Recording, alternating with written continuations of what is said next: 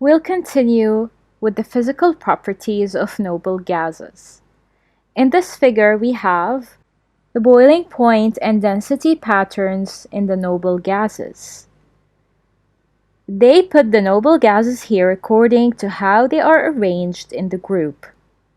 We'll see how does the density and the boiling point of each changes. The density increases as the atoms get heavier. We can notice that the density is increasing whenever the atom gets heavier.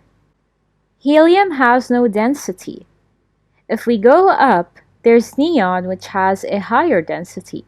And if we keep going up, the density continues to increase until reaching the last noble gas, which has a very high density. So density increases as the atom gets heavier. The boiling points increase as you go down the group. We can notice that the boiling point is increasing whenever we go down the group. For example, helium has a low boiling point. However, the last noble gas has the highest boiling point. So the boiling point is increasing when we go down the group.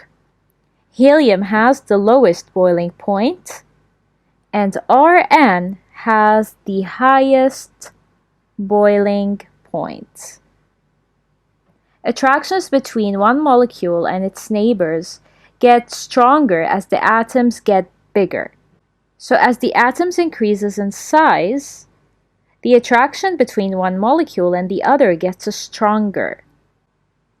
In helium, the intermolecular attractions are very, very weak. The intermolecular attraction is the attraction between the molecules of helium. That's why we don't need a high temperature for them to dissociate. And for that reason, the boiling point is very low. However, in Rn, the intermolecular forces are very strong.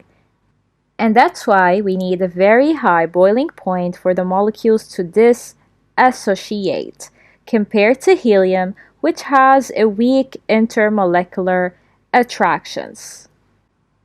Helium has a very low boiling point, as we said, since the intermolecular attractions are weak. So these are the physical properties of group 0 called the noble gases.